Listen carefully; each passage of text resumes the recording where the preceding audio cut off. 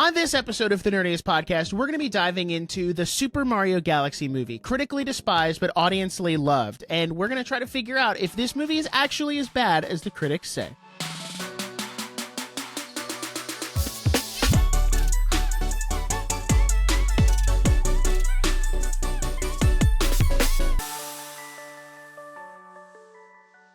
Hello and welcome to the Nerdiest Podcast, the show where nerds talk about nerdy things. I'm your host with the most, who is in fact always sleep-deprived, Mr. Nick Barrett. And as always, I'm joined by my ride or die, my Mr. Jackson Glass. How are you doing today, sir? Oh my gosh, I'm so happy to be here on this Friday morning talking about a movie. Might be one of the most controversial movies of the year, I would say, just based on the scores that we're seeing. That is true. I'm excited. So today, as I said, we're talking about the Super Mario Galaxy movie. This is going to be a spoiler review from start to finish. If you haven't seen the movie yet, my spoiler-free review is it's good. Go see it, especially if you're a Nintendo fan. You'll love it. And that's about all I can tell you before I'll say. Spoiling anything. So if you want to pause here, go watch the movie and come back, great. But before we dive into the movie and the spoilers, Jackson, Mario dies. But he gets a 1-up. It's okay. He back. He gets a 1-up, and then a portal opens, and Sonic comes in, and they invite him to the Olympic Games with James Marsden. That's the end credit scene. So I wouldn't put it past him at this point. They got Star Fox in this movie. Star Fox, Pikmin, Rob. Like, we might as well just have a Smash Bros. Movie. It was just insane. Anyway, I'm doing pretty good. I've been working on my capstone film, which is exciting. So if you're been following my short films, you'll know it's coming soon. But I'm very excited about it. I think it's some of my best work ever, and it needs to play in about 10 days, and it's not even close to done. So that's terrifying. But what was really interesting, and this kind of ties into the film a little bit too, is part of this film was very important to me to be partially animated. And so there's part of it that's fully 3D animated. So I've been like fighting with my computer on Blender all day.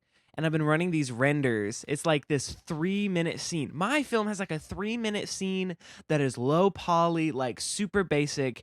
And every camera angle takes about 12 hours to render one angle. So like I'll start a render at like midnight and it's done by lunch the next day. Like, and my computer is incapacitated. Like it cannot do anything else but render. And this is like the M4 20, like 24, like this is a nice computer. And so I was in the theater. I went with Logan, friend of the show, who did the Digital Circus episode and did great.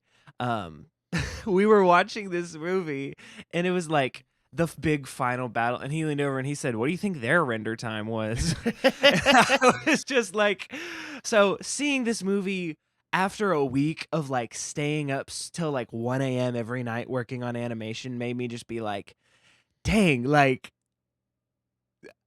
I kind of was put in my place a little bit. I was like, I thought I did pretty good.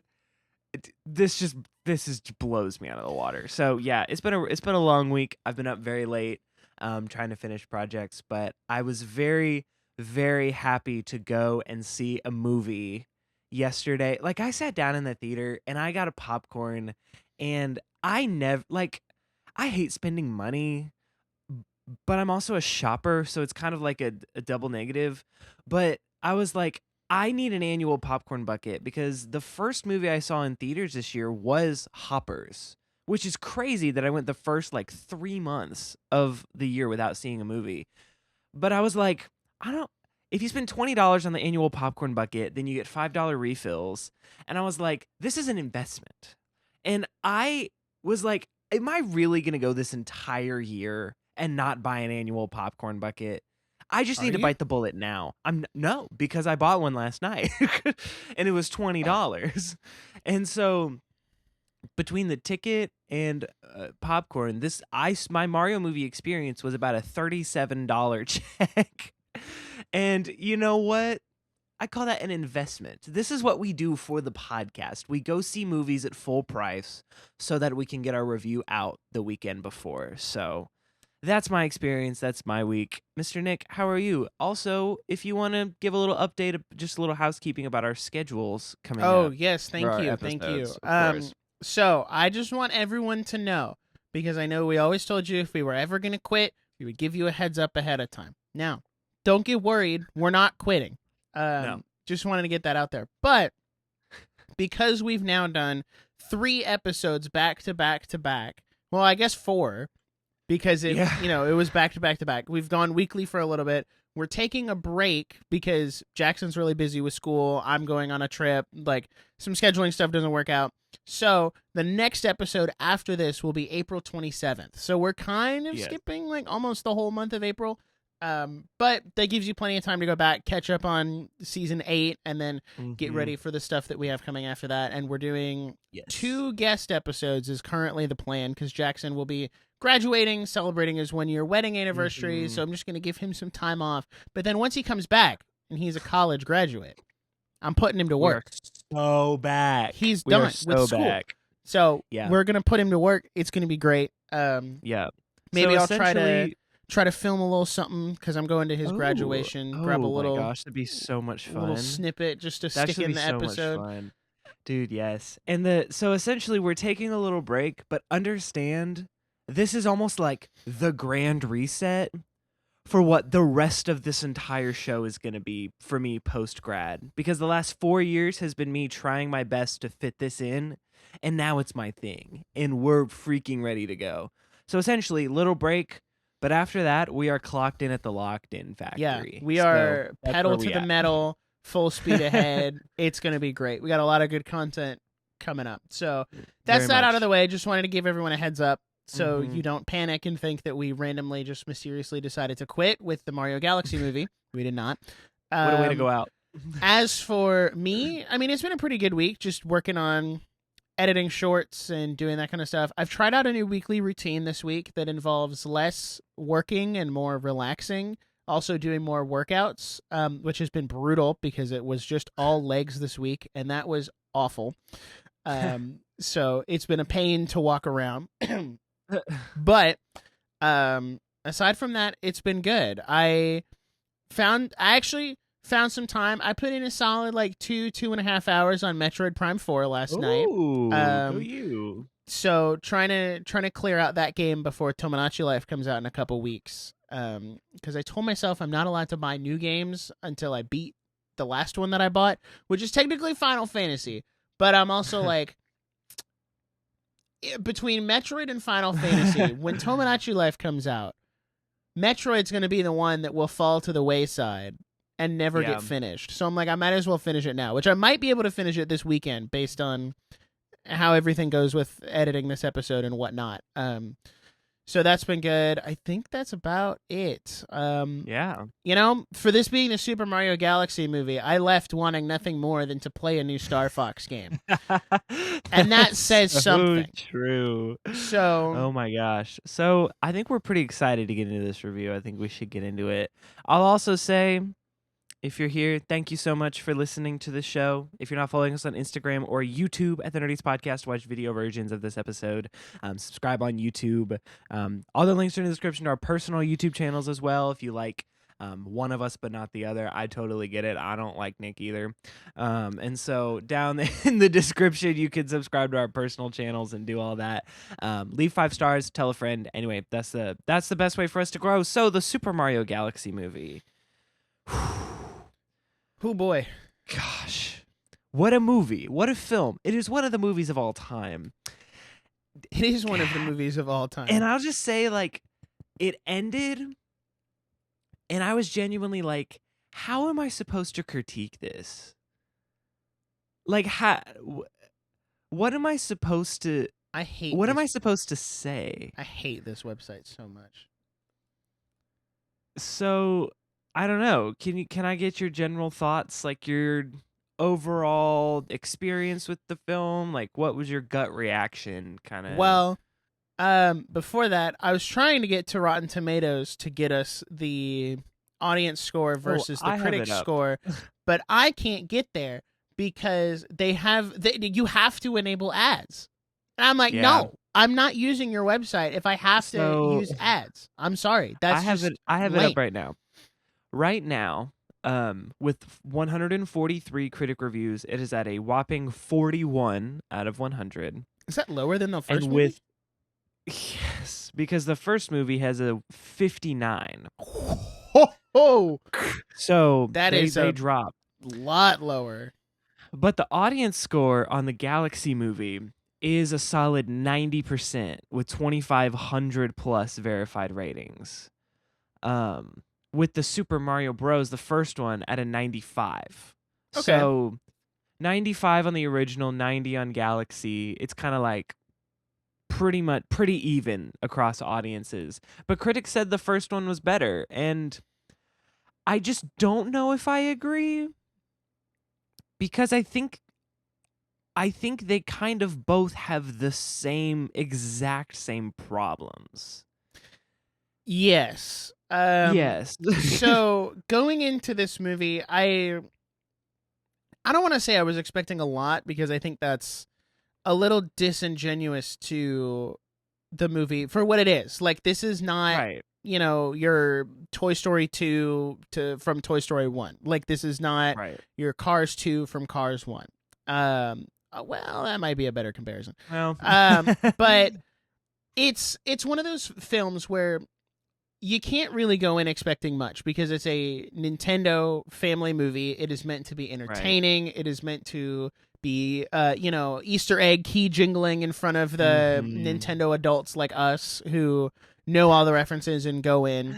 But it's also, at the end of the day, I think, supposed to be a glorified advertisement for the video games.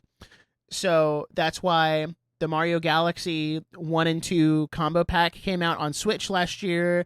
That's why they made sure that Star Fox was on N64 Online. Like, they kind of set everything up. That's why there was a new Mario and Rosalina amiibo that came out the same day as the movie. Like, that's why all of this part of a larger was kind of set up. context. Yeah, there was new, Yeah. Mario Wonder stuff for Switch 2. Like, they are setting themselves up, because when the first Mario movie came out, to their credit, sales of Mario games skyrocketed, because you leave the theater and you're like, oh, well, now I want to play a Mario game, which, like I said, and I do. I left this and now I'm like, I want to play a Star Fox game. So I wouldn't be shocked if in the next Direct or at some point this year they drop like a Star Fox 64 HD or whatever on Switch, just to capitalize on that, and then later on they do a new one, which is kind of what they did with Donkey Kong from the last movie. They dropped Donkey Kong Country Returns HD, which is the third time that game's been released, and then after that they did Donkey Kong Bonanza. So they kind of like reinvigorated characters with the movies and then put them into games later. But I digress. The movie itself, I think for me, I feel like I would need to see it one more time just to be super definitive about it, but I do think I enjoyed it more than the first one, because it did address some of the issues I had with the first movie, where there weren't as many needle drop pop songs in there. There was the one song with Yoshi, and I think that was it. Everything else was using the soundtrack that Brian Tyler did, which is incredible, by the way. I love the music in this movie. There's so many nods to Mario music, Star Fox music, Galaxy music specifically. Like, he really did an incredible job with the soundtrack, and I'm glad they took the feedback on that and let that shine and actually let his music be a part of the movie. Right. That said, I do appreciate that Luigi had a bit more of an active role in this movie than he did the last time, but I think where the problem comes in is, and I described this, someone asked me about the movie in Rosalina, and I just said Rosalina got Luigi. Like, was there at the beginning of the movie, got put in a cage, and then stayed in a cage to the last 5 minutes of the movie, and then didn't really get to do anything substantial. And I do think that I understand why that went that way. Yeah. Because, she was such a key integral part of this death canon, and So I understand that they needed her for that, and I guess that was her sacrificing her screen time so that we could get more of Luigi. But now I'm like, okay, well, now we need a third Mario movie so that we can actually get Right. Rosalina screen time. Right. So, But like, and the critique I keep hearing is they're like, why is there more Star Fox than Rosalina in the Mario Galaxy movie? yeah, and I think that's a fair criticism to have. Yeah. It is called the Mario Galaxy movie, and I think the expectation going into that is, okay, we're going to get the story of Mario Galaxy, because the Mario games themselves are not super story driven at all. They're very No. simplistic of like, Peach gets kidnapped, you have to go save her, defeat Right. Bowser, A to end of B. story. Yeah. But then the Galaxy games have a bit more of that story to pull from, especially with Right. Rosalina. So I understand why they called it the Galaxy movie, because they wanted to open it up to the grander world so that you can bring in Star Fox. You can have your Right. Samus's gunship from Metroid was in the background on the flight deck. We had the Pikmin there. Yeah. Rob was there. Like, there's all this stuff. You get all of these cameos from Birdo and Wart, I think is the name of the guy who was in there, the Yeah. frog guy. Like, so there's all this stuff to bring in, and that's why it was called the Galaxy movie. But I almost think that ends up hurting the film more than it does Mhm. helping, because the expectation was, oh, this is a Mario Galaxy movie. And then when you see not a lot of the Galaxy elements, and honestly, there's more Mario Odyssey referenced here in this movie than there is Mario Galaxy, it Yeah. does make you wonder, should they have just called this the Super Mario Bros. Movie 2? And I feel like Yeah. that would have alleviated half the problems right there, because you're removing the Galaxy expectations of it. So overall, Yeah. I really enjoyed it. I thought it was really good. That was a long-winded Yeah. tangent about my general thoughts. So Jackson, Yeah. I'll toss it off to you. Well, yeah, and I pretty much agree. Is I was left thinking like, I think in the first movie I was thinking like, okay, where do we go from here? Because they kind of did they really cannot contain themselves on both of these movies. They're like, it's the Super Mario Bros. Super Show, but it's also just regular Mario, like Mario Bros. Wii, you could say, or whatever, or 3D World, or any of those platformers. And then it's this, but it's also Mario Kart, but it's also Smash Bros, but it's also Donkey Kong. And it's almost like they synthesized their entire cloud into this one thing, where I wish we could just have a proper Mario Galaxy movie. And it's like they went even bigger and farther with how many characters, how many locations, how many references, and I kind of agree, like I don't think that benefits the film. I feel like it makes it this blown out of proportion mess that makes you kind of be like, what are we even doing right now? Like what's the point? That being said, I'm struggling to critique this movie because I sat in that theater after a very long day of work, after a very long week of work, with my popcorn, and I smiled ear to ear for 90 minutes. It was very sweet. It was very wholesome. It had these like deep rooted paternal, like family connection themes all throughout it. The music was phenomenal. The references were crazy. It very much felt like I was smashing my action figures together.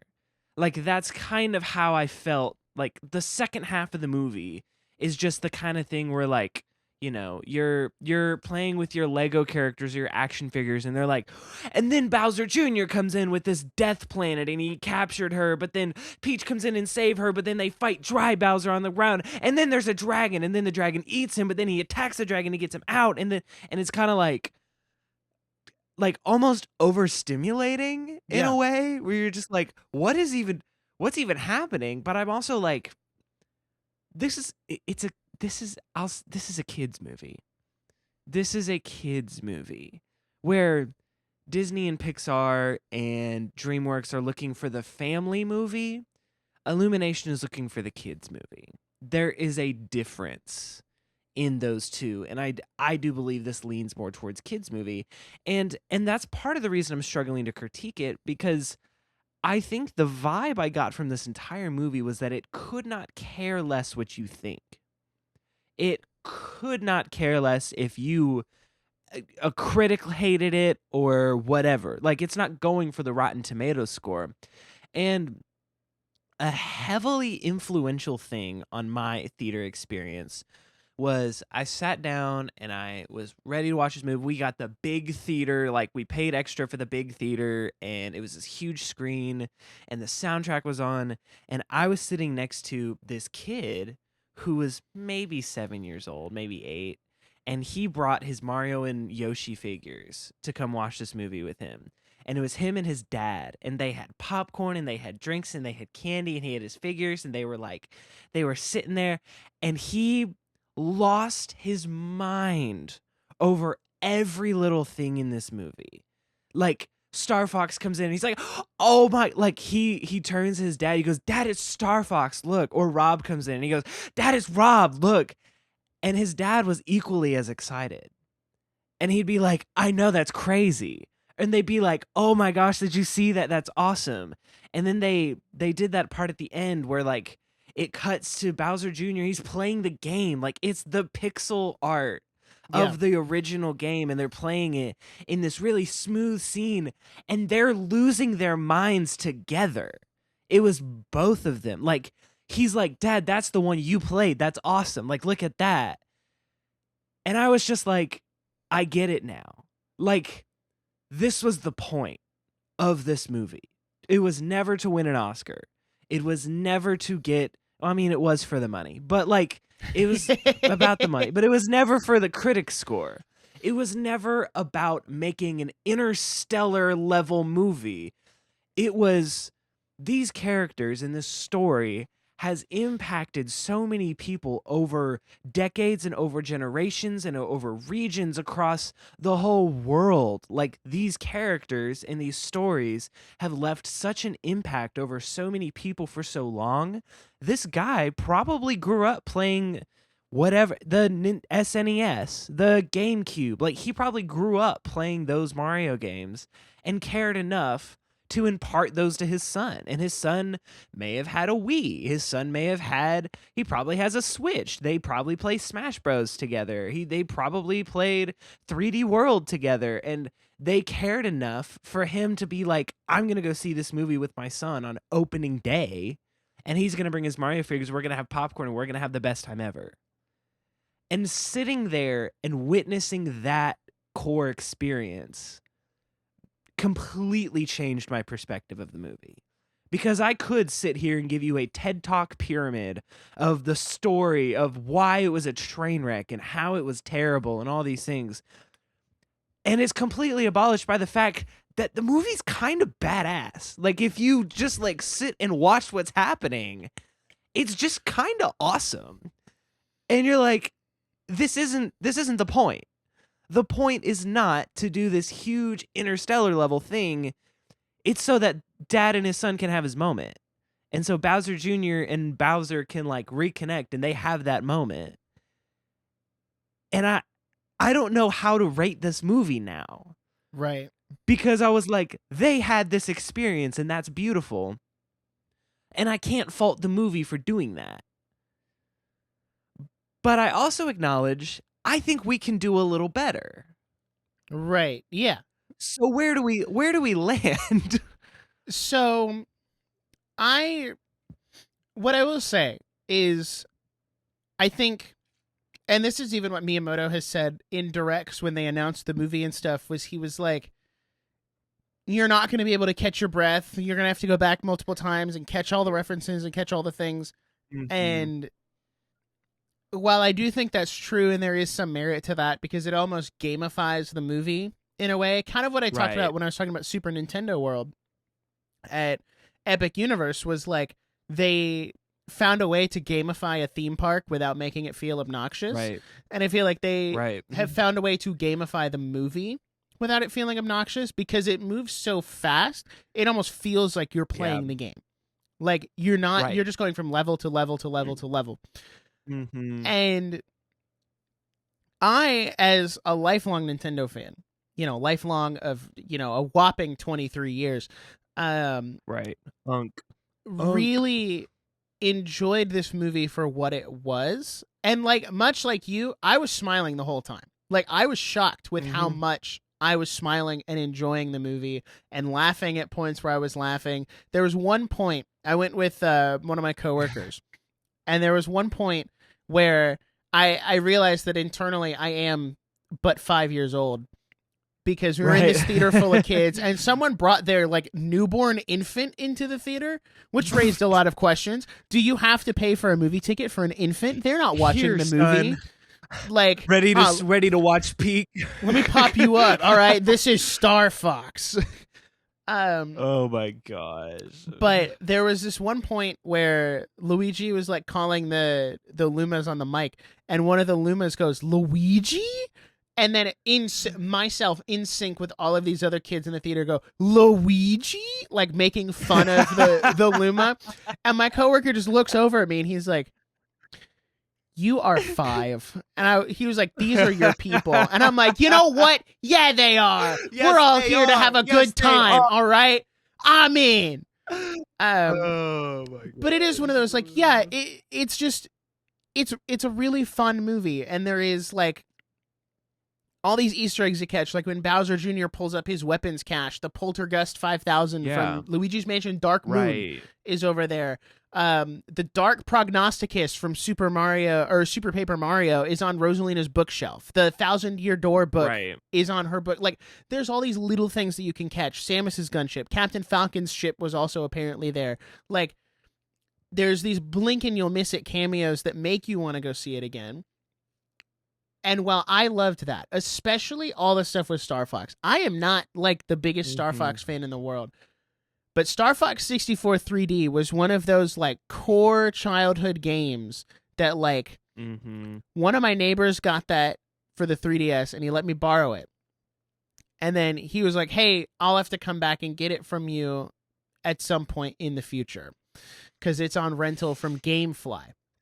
And I was like, "Oh, okay, sick. Just let me know when I need to give it back." GameFly. And then he never came back for it. Like, he never sent it back. So that was just my copy of Star Fox 64 3D, which eventually then got stolen by someone else, but that's a whole different story for another day. That's but another like conversation. Star Fox, I've always wanted a new Star Fox game on Switch. I know they did, that Battle for Atlas thing with Starlink, but that's not like a new Star Fox game. Like, I want a Star Fox game. So to see Star Fox even be in this movie at all, I think is a big deal. Also, I'm not entirely sure what the marketing team was thinking, but like, why did we need to reveal Star Fox a week before the movie came out? Like, do you know how baller that would have been if that was just a reveal in the movie? Like, and you're like, that would have been sick. What? But then we get to the flight deck, and I'm like, oh, so this is the part where Star Fox comes in. And I'm like, oh, okay. Right. So, like, I do think they're a little over-eager, because I don't think that was a selling point. Like, I don't think there were people who were like, oh, Star Fox is in this movie? I'm going to go see it now. Now I'll go see it. Like, that wouldn't have already gone. Like, they wouldn't have already gone when they heard from people who had gone and seen the movie, "Oh my gosh, guys, Star Fox is in this movie." Like, so I do appreciate it for what it is, and I'll absolutely get it when it comes on Blu-ray. I want to go see it in theaters again, maybe on $5 Tuesday, because I don't really care to pay $22 to go see the movie again. But that's not indicative of the quality of the movie. That's indicative of the economy we live in. It's based.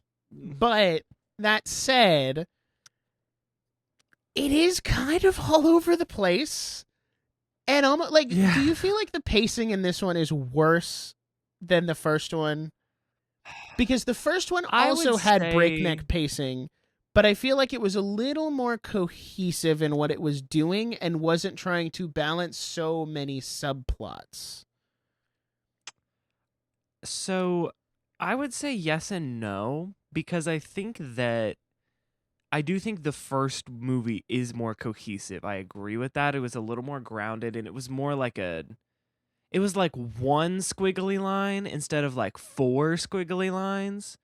But I would also say that I think Galaxy was more interesting as a movie. Like, I was more invested in the Galaxy movie than the first one. Like, we rewatched the first one a few weeks ago, and I eventually just was like, I kind of want to go to sleep, and we turned it off with like 45 minutes left on it. And I was kind of like, yeah, I'm just not super into it. And I was kind of like, kind of like reminded me, I was like, oh yeah, I kind of remembered not really liking this movie.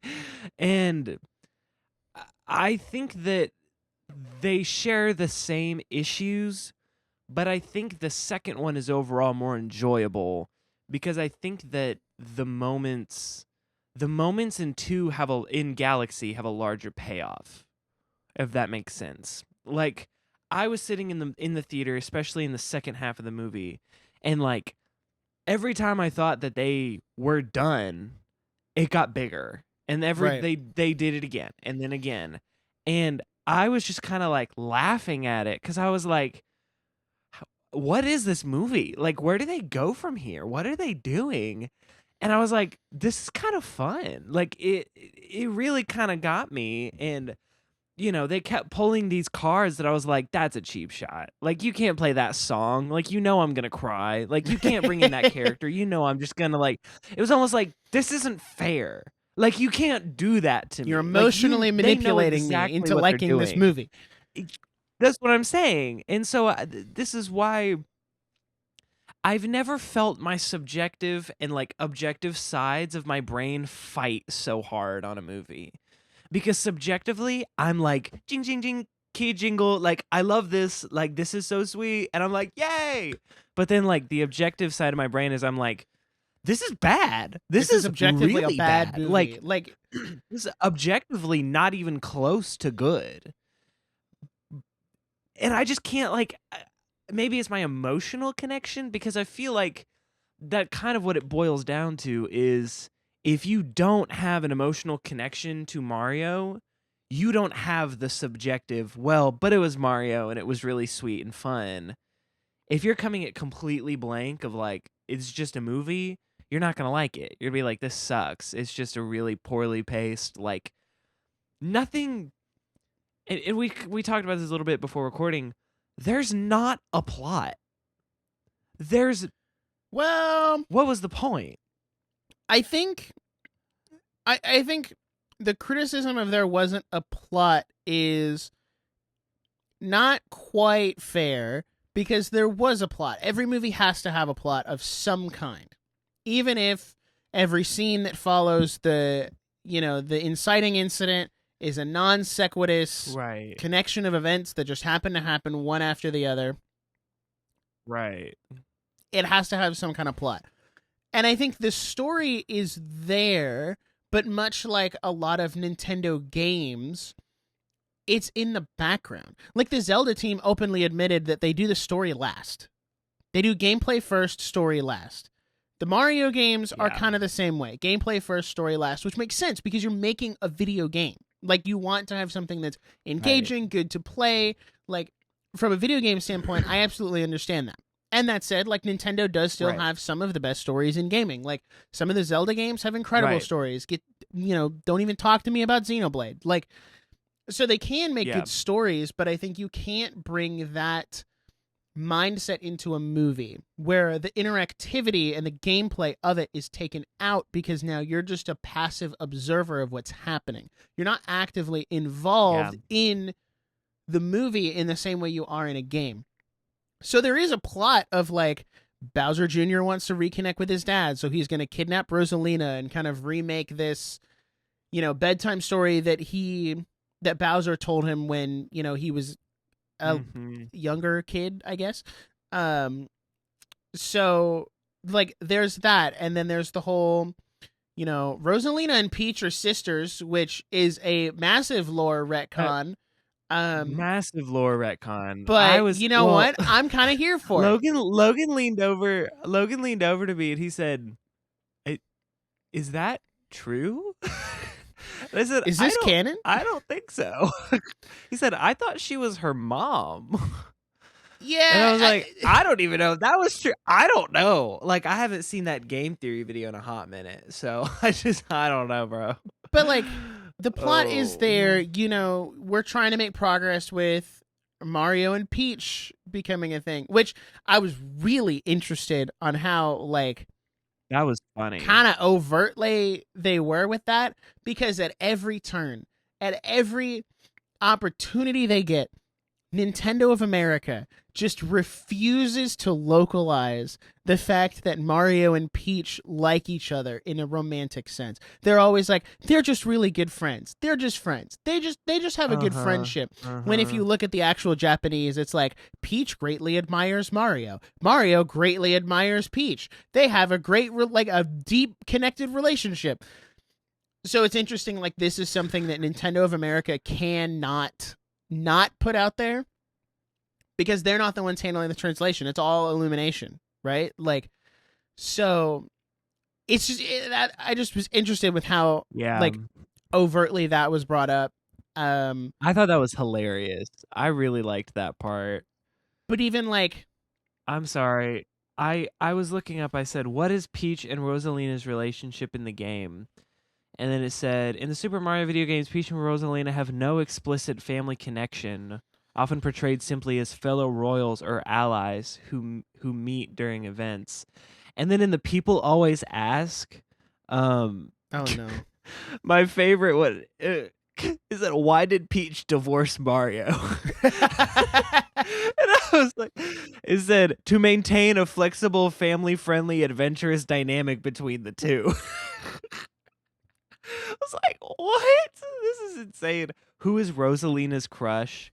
Who does Luigi marry? Like, whose kids have their iPads Googling this they stuff? kind of set Who is themselves suicidal up in the Super Mario Bros? Oh my god. They kind of set themselves up where I think it was, I don't remember where it was in the movie, but it was Luigi poking fun at Mario, which I love their sibling dynamic. I'm so glad we got more of that. Yes, because their back great. And forth is very much what was missing from the first movie. The first one. I made a connection here, but I got to finish this first thought. They set themselves up because Luigi's like poking fun at him. He's like, "Oh, you know, if you get with Peach, you can ask her if she has any friends that I can date." And then as soon as he said that, I was like, Daisy for Mario Movie 3, baby. I'm cooking here. Coming. I'm cooking here. Yeah, and then the post-credit scene comes up, and I'm like, what did I tell you? What did I tell you? I'm cooking. What did I say? But no, this interesting connection that I made as I was thinking back, whatever the title of the movie is the thing that's missing the most from the movie. Because in the Super Mario Bros. Movie, the other bro was gone for 90% of the movie. In the Super Mario Galaxy movie, a lot of galaxy elements were missing for 90% of the movie. So if the next one is called like the Super Mario Sunshine movie, let's just not get our hopes up that we're going to Isle Delfino and we're going to get Flood and all that kind of stuff. I'm just saying, let's not get our hopes up. Oh my gosh. And just thinking about the larger context of this film, what really, two questions. One, why was Yoshi so big? He was like gigantic. And I know it kind of like they had to like proportion him to where like Mario could still like ride him, but it was like I felt like, I guess in the games, like that didn't translate for me. Where I was like, is he actually that tall? I mean, like in my head, he's smaller, but I guess he is. not. If you look at like the Mario Party or the Mario Kart games, they're about pretty equal size. Yeah. But then there's also like, they never like none of them had the Mega Mushroom, because like you see Peach take the Mega Mushroom in the casino and she gets bigger. Right. So it's like, are they all just like the mini versions of themselves? Like that's the kind of scaling that I'm like, right. That's interesting that you chose that, but I get it because this is a game movie, not a game. Yeah. So yeah. And my second question is, why was Donald Glover in this movie? because he wasn't in the movie. Don't tell me Donald Glover is in a movie when he's not really in it. He doesn't say a word. Yeah, he does. He says Yoshi. It's like when they cast Vin Diesel to play Groot. Okay, why did they cast Vin Diesel to play Groot? All he says is, "I am Groot." No, highest paid Vin person Diesel in the Guardians fits cast, by the way. role. That's insane. But also, if you think about the Vin Diesel like catalog and like his kind of typecast, Groot was it for him. He was perfect for the role, and Groot like used his minimal dialogue as like an emotional anchor when he goes, "We are Groot." Like it was used very intentionally to like break the frame of what his character was supposed to be. Yoshi was just Yoshi. Yep. And anyone could have done that role. And so I felt partially deceived that Donald Glover was going to have this huge role in this movie. And I was like ready for there to be a joke where like at the lowest moment, Yoshi just starts talking very normally, like in a Donald Glover voice. And he's like, "Mario, it's all going to be okay." And I was waiting for that like bit. And then he just wasn't there. And so I think, and I have a theory that I don't know how I feel about it, is the Mario movie, and they did this in the first one too, the Mario movies, and this makes me a little scared for future Nintendo projects, but I think this is more of an Illumination thing, if I'm being honest, than a Nintendo thing, is they're not casting for the best person for the role, they're casting for the biggest headline. And so Donald Glover joins the cast as Yoshi. That's a big headline. Everyone memes that. Everyone talks about it. Glenn Powell is Star Fox in the Super Mario Brothers movie, a Super Mario Galaxy movie. And yes, Glenn Powell was the perfect person for that role. He absolutely killed it and did it great. But they wanted the headline. They wanted the headline of Star Fox is in the Super Mario Galaxy movie. Donald Glover is Yoshi. Because you kind of go, what? And they did that earlier, and they were like, Chris Pratt is Mario. Right. And Charlie Day is Luigi. Jack Black is Bowser. And you kind of just start to get this weird, like, okay, but you make a huge deal about it on the front end. And then if you watch the actual movie, it's kind of zeroes out. It's kind of like, why did it need to be this person? And, you know, Jack Black does an amazing job as Bowser, but I would argue he was better in the first one. I think Bowser was much more of an important, like, I also think the first one was funnier because it had Peaches and it had, like, you know, I feel like there's less iconic moments from the Galaxy movie. But I don't know, that casting was just odd to me. Well, and it felt more like a headline. Apparently, from what I've seen in articles and stuff that have come out after the fact, because, you know, everyone does their press tour and whatnot. Right, of course. Apparently, Donald Glover approached Illumination and said that I want to play Yoshi, which is really funny because I just see in my head of, like, Troy walking up to Illumination be like, I want to play the dinosaur. And they're like, all right, bet, we're in. Let's do it. Sure. All right. Like, okay, let's do it. And like I was telling you before we started recording, Glenn Powell reached out and pitched like this whole Star Fox thing. Like he's been I guess he's been a big Star Fox fan since, you know, like that's his like Nintendo thing. That'd be like me walking up and being like, guys, right, we need to put Shulk from Xenoblade Chronicles in the Super Mario Sunshine movie, please. Yeah. So, like, and then they did. Yeah. And it seems like this is, you know, you know, I'm not making any judgments here, but it does seem like a lot of actors really saw the $1 billion signs off the last movie and said, I want in on that. I want in on that. And now here we are. Now, Glenn Powell, incredible choice. Yeah. That was great. He could carry his own Star Fox movie as Fox McCloud. Yes, like, he did great. That would be Absolutely. awesome. And I'm sure they are going to do that. I would imagine that is in the works. Right. Right. Now, well, actually, no, I'll save that because I have a whole point for us to talk about what comes next. So I'll stay on topic here. Yeah. I do think it's interesting. This is. No, you go ahead. Okay, thank you. We just got stuck there. It's fine. Yeah. I do think it's interesting that they do keep casting these people. Like, as much as I think it's funny that Donald Glover played Yoshi, that was one where I'm like, you really could have just used the sounds from the game. Like, there was no reason other than to add another name to your cast, I guess. But I don't know. Yeah. Kind of like revealing Star Fox early, I don't know who was like, yeah, I'm going to go see the Mario Galaxy movie specifically because Donald Glover is playing Yoshi. Like. Right. And I felt like that was a missed opportunity to do something bigger.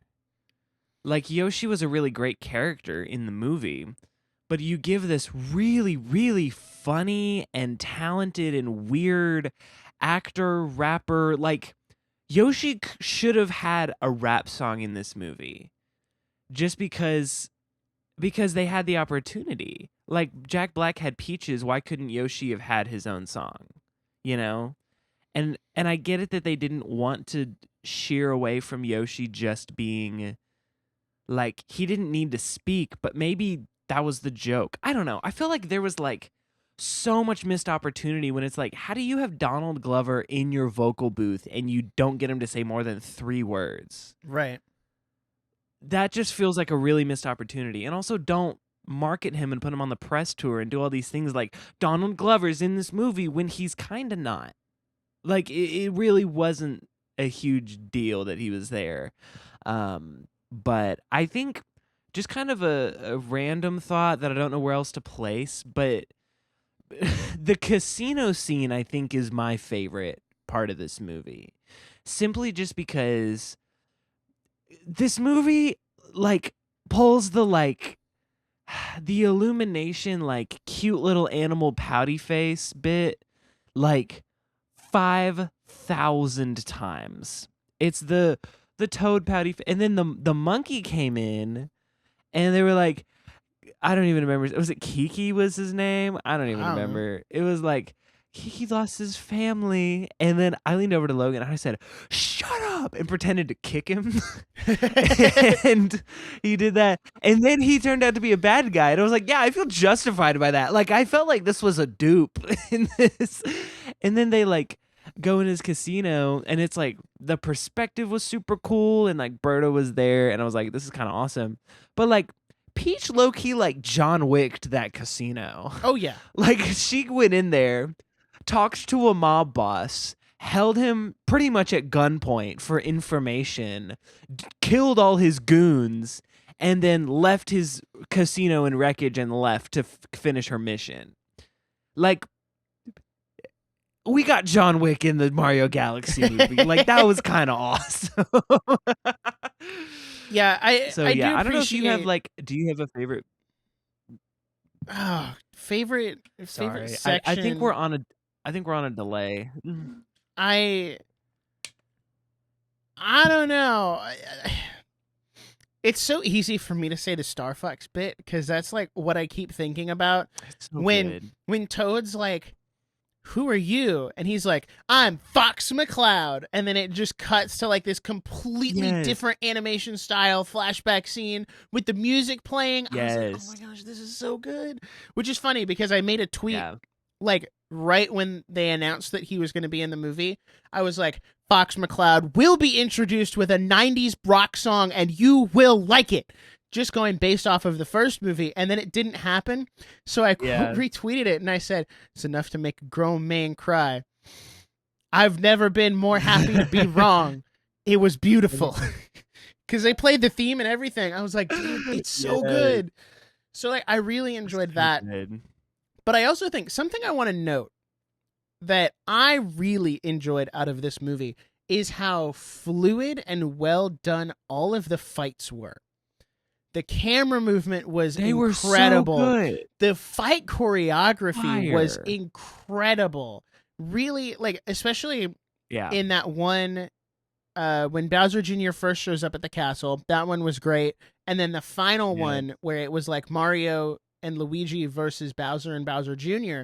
was just done so well. Even I think the course that Mario and Peach did together. One, I was really glad to get to see them do stuff together and kind of lean into like the awkwardness of that relationship, where like they definitely both like each other, but we can't really do like any explicit romance probably until the third movie. Which, come on, guys, the third movie's happening. We all know, like, we know.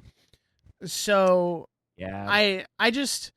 I really don't even enjoyed have opening weekend numbers yet for this movie. So. We don't. But it is currently on track to outpace the first one, just based on opening numbers. That's wild. So, yeah, I really enjoyed the fight choreography, and I thought that was good. I didn't think they were gonna pull out Dry Bowser this early, but as soon as like they got on that bridge and Bowser had the axe, I was like, oh.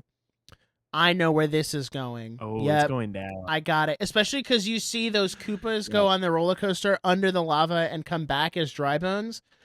I was like, oh, okay. I see where we're going here. I wonder if they'll ever put him back. Like if they give him a 1-up or something, if he just kind of goes back to normal. Or if they're going to stick with the consequences of that. But I didn't think they were going to pull out Dry Bowser. Probably not. Donkey Kong notably absent from the movie except for that one scene, which is definitely a la Lego Movie 2, where they're like, where's Batman? And they're like, he's off doing his own side thing. Yep. And, that's to reference like, go watch the Lego Batman movie. He did that thing, it's fine. Don't worry about it. And I was even thinking while watching this movie, I was like, one, Donkey Kong, there was not a slot for him. Like there was so much happening. Like there was not a spot. And I just kept thinking, I'm like, if you think that it's not possible to make a very genuine, grounded, heartfelt family movie off of a very well-known IP with characters that could be interpreted in any kind of way you wanted with Chris Pratt, if you think it's not possible, how did the Lego movie work? The Lego movie is like the quintessential, like, this IP movie should have just been a cash grab, and it ended up being timeless. And I think the Mario movie could have done that with maybe a different studio, because Illumination is not in the game of making movies like that. They're Which just is not. Crazy, because the first Despicable Me movie was that. And that was their first ever film. It absolutely was. And they've kind of gone downhill since then. Yep. And we saw Despicable Me 4 in theaters, and it was awful. It was not good. You remember when we saw that? It was not good at all. And so they're doing like, I appreciate what Illumination has done with the movie and the Mario characters, because seeing them on the screen is awesome. And I know it's like, oh, people's kids love it and it's a big thing. I just wonder, like, could this have been a genuinely great movie outside of the nostalgia if this was a Sony Animation Group, a Warner Animation Group, Disney Pixar would never touch that. So a DreamWorks Animation Group type, like, I think a different studio and a different director could have made this actually a really heartfelt, beautiful thing. Because can you imagine if the story was super heartfelt and deep and emotional, and then the Mario Galaxy music started playing? Every adult in the theater would just be like in a puddle of tears. Like, It would have just been absolutely incredible. And I don't know I feel like they know what they're doing on this movie. They know it's not a masterpiece. And part of me is like, should you try? Like, shouldn't you try to make this more than it is? And that kind of makes me sad, because I really love these stories and, like we've said, have connected to them through years, and they cross countries and language barriers and generations. Like, shouldn't we do that more justice than just like something to turn on to distract our children? Right. And I think we should.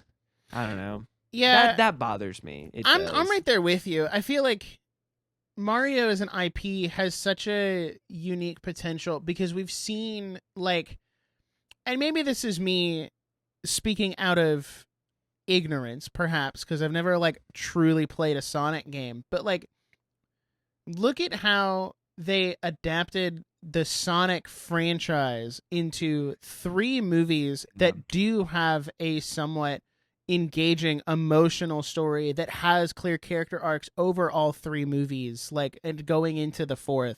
Even as much as I don't like it, the Minecraft movie did that, where, like, it took this game that really has no story other than your experience with the game and adapted it into something that has a consistent story with a through line. And, you know, despite all my faults with it, it does that pretty well. So it's not that video game movies can't do that, because they can.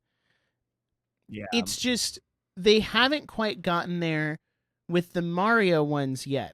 And I think that's kind of because, as we've talked about, I think they try to lean too much into the nostalgia and the key jingling and the Easter eggs, like, instead of focusing on a story. But that being said, I kind of want to transition into this, like, closing topic, unless you have anything else you want to talk about with No, I'm good. I'm like, what's next? Yeah. So, like, what do we do now? I think what I came out of this movie thinking was, I went in optimistic that they were going to fix the story problems from the first movie, and then they didn't. And while that didn't really, like, you know, I'm not like, oh, 1-star movie, awful, I'm never going to watch it again. Right. It does make me wonder about the track record of their films now. And it kind of has me a little more cautiously optimistic for the future of Nintendo movies with Illumination, but a little more specifically for the Zelda movie, because I don't want the Zelda movie to be key jingling Easter eggs for 2 hours and then we call it a day and it's just another mediocre fantasy movie. Right. Because the Zelda movie has so much potential to be one of the greatest medieval fantasy type movie. Like, we're talking along the lines of Lord of the Rings, because they're doing a lot of filming in all those same places, very practical. Like, it has potential here. Now, granted, they're going with a different production company and a different director who Wes Ball clearly knows. He knows ball about Zelda. He understands the assignment, I think. And I also think if you're going in a live action medium, you can't necessarily do the key jingling as much, even though that's kind of what Minecraft did for an hour and 45 minutes. So I'm hopeful that the Zelda movie specifically doesn't lean into that, and it does get a little more story based, especially because they've gotten some great actors to play all of these people. And Zelda is a little, as much as they say it's gameplay first, story second, it is a little more rooted in the story, because you think about games like Ocarina of Time, Skyward Sword, Majora's Mask, Twilight Princess. Like, those are all such story-oriented games of you progressing through a clear narrative, and not just, well, Bowser kidnapped Peach, so now we have to go save Peach, and there is no narrative in between. So I think the Zelda movie will be fine, but it does make me wonder a little bit. Like, I do get a little nervous. And I do get nervous for... Clearly, this partnership between Nintendo and Illumination isn't going anywhere. And it does make me nervous if Illumination really is doing a Donkey Kong movie, a Star Fox movie. I feel like they're going to do a Luigi's Mansion movie, the inevitable third Mario movie. Like, they cannot keep doing this key jingling for all of those, especially not the individual movies. Like, you can't justify a Star Fox movie being an hour and a half long with the same pacing, the same key jingling. Like, you have to actually dive into the plot. And maybe that's the plan.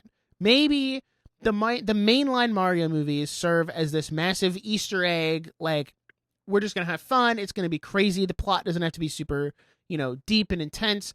But then the Donkey Kong movie is kind of like a Lego Batman type movie, where it does get absurdly like really good and have a really good story. You're like, I would want the you're same like, where did this out come of from? Luigi's Mansion. I would want the same. Like, Star Fox has the potential to be everything we wanted Lightyear to be.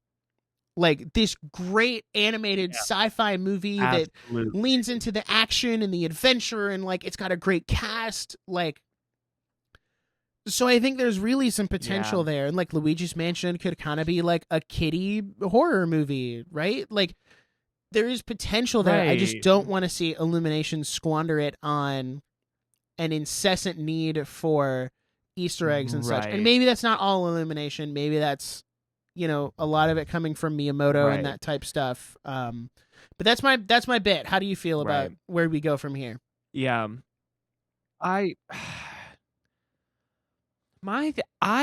have kind of the same thought that I did after the first Mario movie, which is, what have you not touched? Like, because when we left the last one, we thought, okay, the only thing they haven't really done is Galaxy. And now they, air quote, kind of did Galaxy. So I'm kind of like, do we just keep doing the same thing? Because they can't do, like, a Mario Kart movie. Like, they can't, And I almost got the impression that they're building to a Smash Bros. Movie. It does feel just that the way way that they were throwing those characters but not even, they weren't even throwing those characters in the context where they were originally from. They were throwing them in from the Smash Bros. Context, which is kind of interesting. So I don't know what to do with that.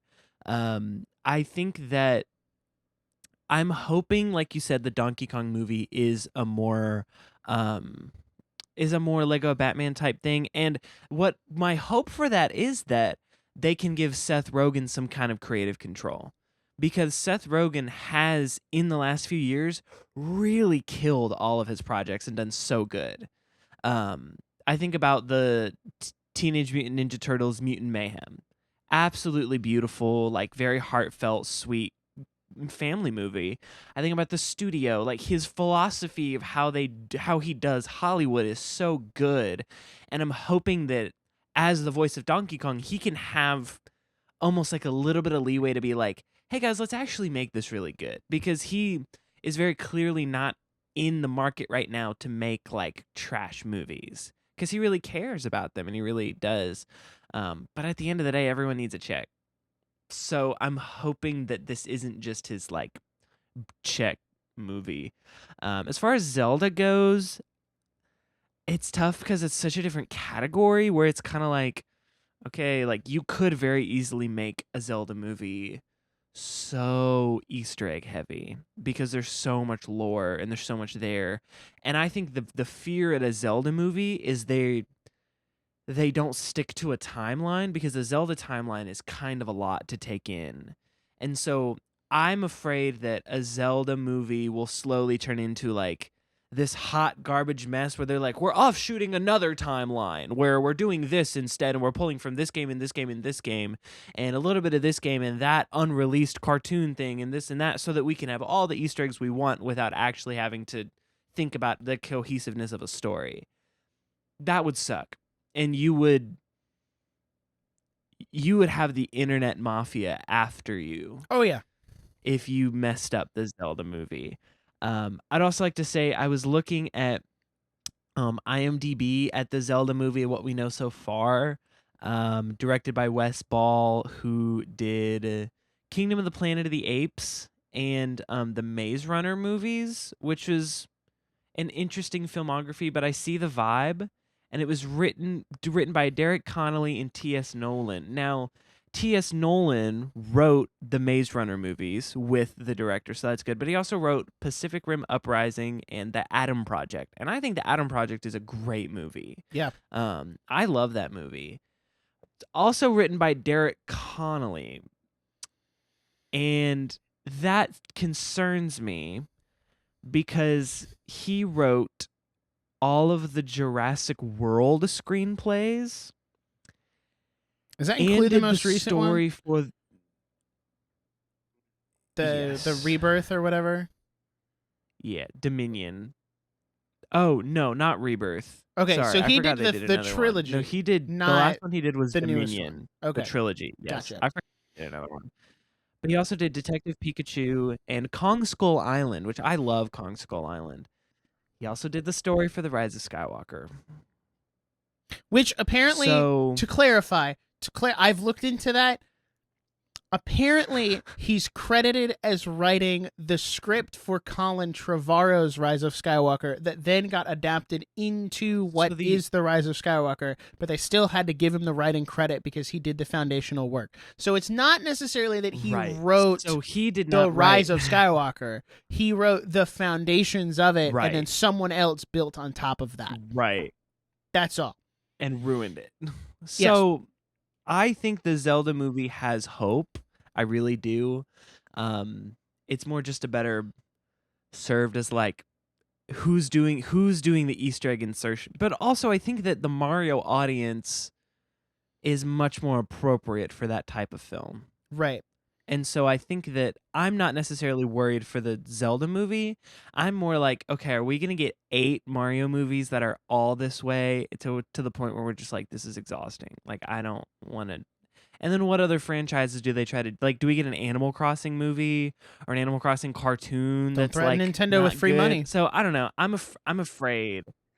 I'm a little afraid because I don't want to give them a free pass to be like, well, you did this game, so you can have a bad story, and I'm going to give you a 90% critic score. Like, I don't want to give them that free pass, and I don't want them to learn the wrong lesson. So I think Zelda will be okay. That's kind of my closing thought.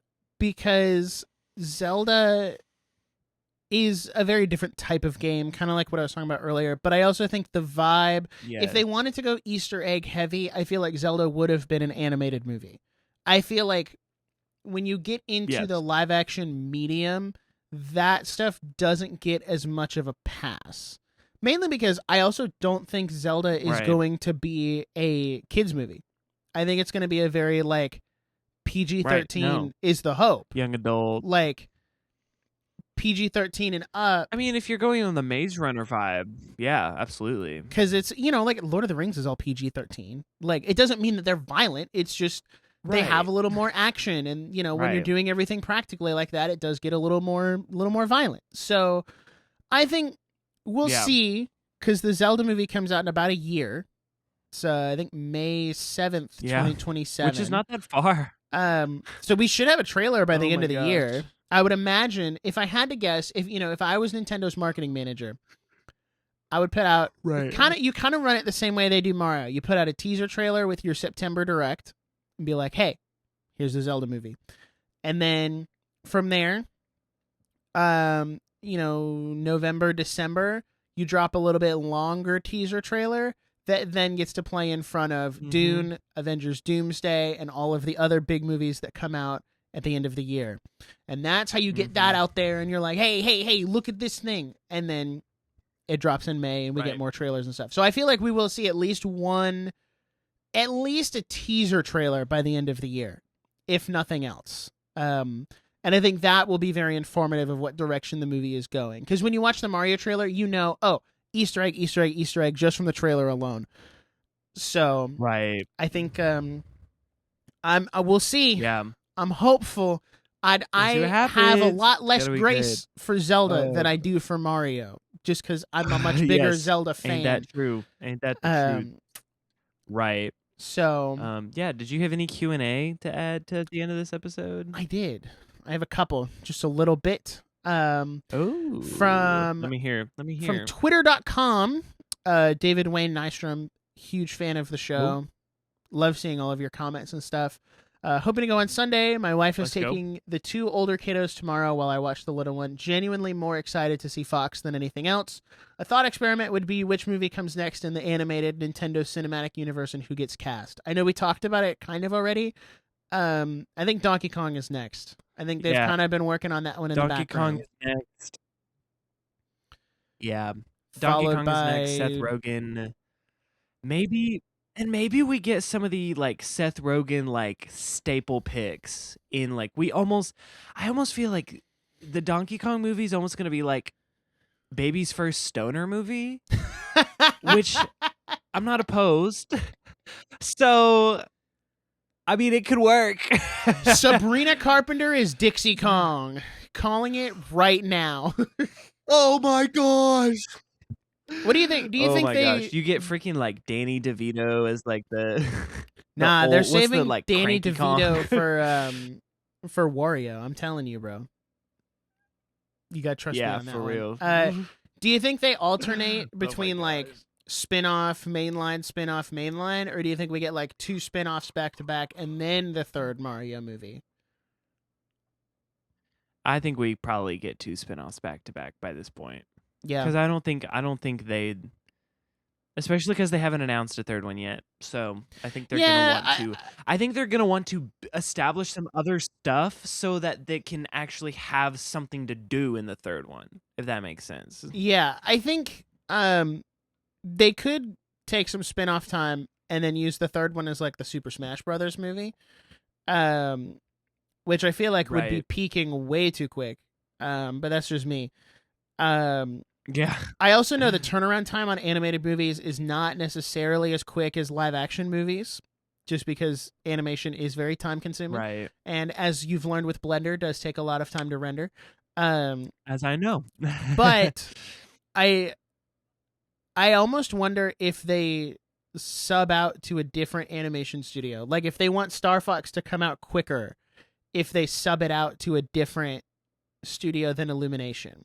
Or if it could go either way, if they stick with Illumination just because they already have the model for Fox and they've already have all that stuff set up. So like the groundwork is already there. I don't know. But I do think Donkey Kong is next. They've kind of waited. I thought the Donkey Kong movie was going to come out after the first one, not after the second one. Yeah. So we'll see. From Let's see what happens. Joe's daughter, also known as Vicky Salvador on Twitter. As a 65-year-old woman, Sweet. I thoroughly enjoyed this movie. It had a nice fast pace, it was visually stunning, and it was a sweet movie. I enjoyed it a lot. I don't really play to the critics or care what they have to say. After all, they loved La La Land. True. That's a comment after my own heart. That's so true. La La Land is a great movie. Don't. Yeah, you know that. Okay, everybody's allowed to be all right, wrong what sometime. else is there? What else? From Shadow the Dragon of Dojima, how is Yoshi in the movie? I mean, we kind of talked about that too. Yoshi was good. I just think it was an odd casting choice for Donald Glover. This is America. Yeah, yeah. And then you should lastly, have sang "This is America." This is the Mushroom Kingdom. Don't catch you slipping. Don't catch you slipping up. Lastly, from our YouTube community tab, we have YGuy28. I thought it was a lot of fun. The Galaxy games are 2 of my favorite games of all time, so this movie gave me loads of nostalgia. The movie failed to recreate the melancholic tone of the original game, which was somewhat disappointing, but I really wasn't expecting it to do that anyway. The cameo appearances had me going crazy. I can't wait for the future of the Nintendo Cinematic Universe. I think that's fair. It was definitely just a second Mario movie. That does not mean it was a Mario Galaxy movie. Yeah. Final question for you specifically. I agree. Because I know in the games, Rosalina really only shows up for, Galaxy 1 and 2. And then, of course, she gets invited to Mario Kart and Smash and all of that stuff.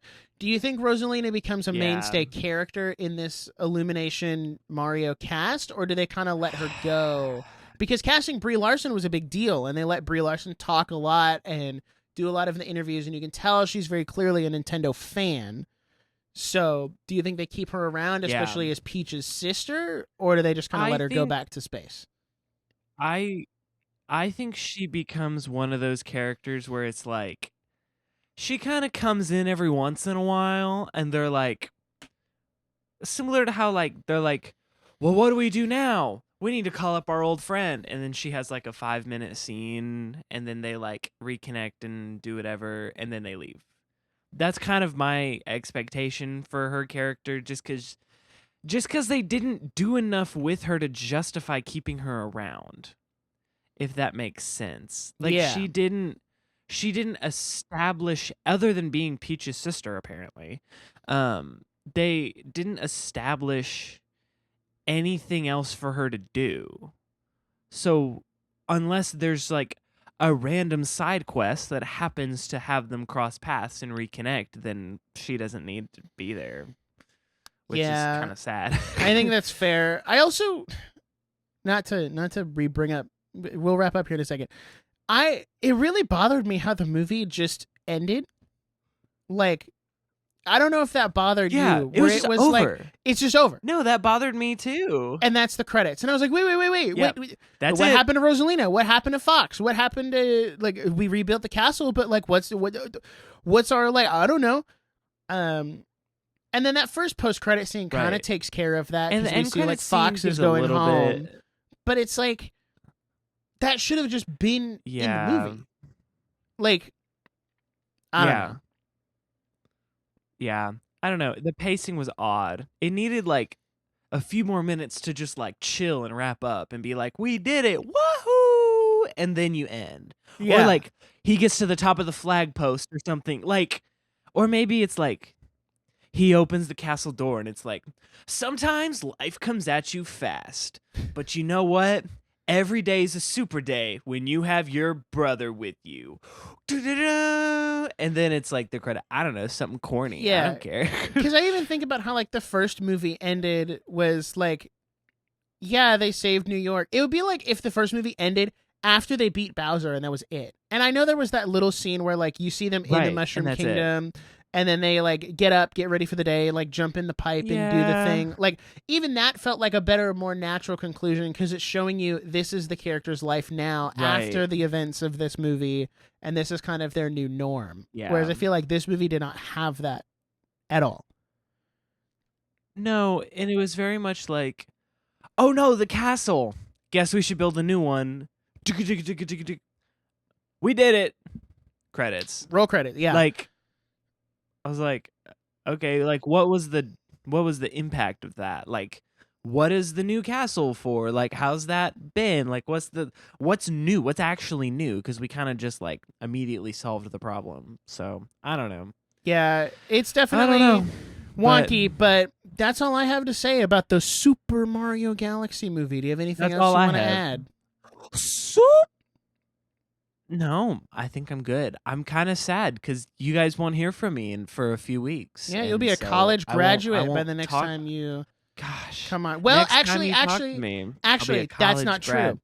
That's not true. I got to do the after show. But... There will be one episode of the after show, so be sure to join our membership for only $5 a month on YouTube. You get access to every episode of the Nerdiest After Show. It's incredible. We just talked about last month my experience at Super Nintendo World and Epic Universe. So if you want to hear about that, it's only $5 a month. Everything you do helps keep the lights on, helps us run things around here, and gives you a little extra content if you love what we do. So, Jackson, bring us home. Yes. Hey, speaking of our YouTube members, big member shout out to Retro Plaid Guy, also always supporting us, always being there for the Nerdiest After Show. Hope you're loving that. Thank you so much for your support. You too can become a member. Links in the description. Follow us on Instagram at the Nerdiest Podcast, YouTube at the Nerdiest Podcast. All our personal links are in there as well. If you have any questions, anything you'd like to add to the show, send us an email, send us a DM. We just thank you so much. Make sure you share this episode with a friend if you like what they thought. Also, comment your thoughts down below if you made it this far. Thank you so much. Let us know what you thought about the Mario movie down below. I will see you in a few weeks, but Nick will see you in the next episode. But until then, bye.